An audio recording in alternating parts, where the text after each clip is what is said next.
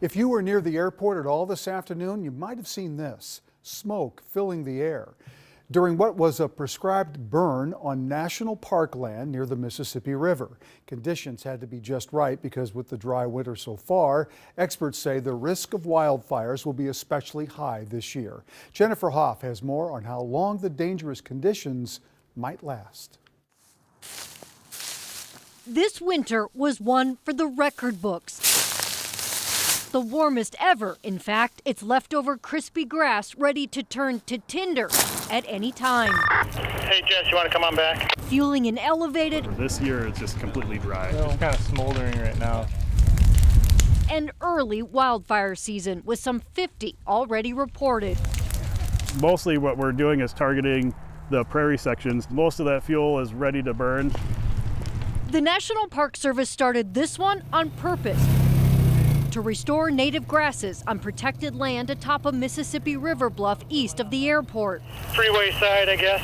As soon as there's rain and moisture, it's probably going to start seeing green vegetation start popping up throughout the prairie here.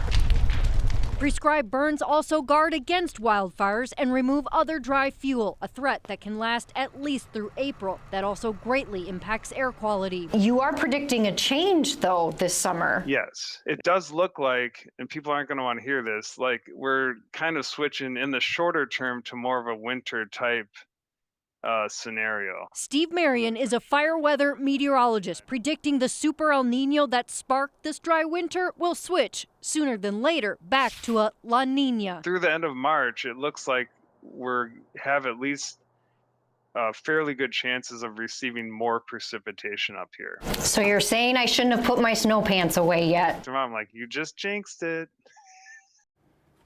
You can blame me. It's fine.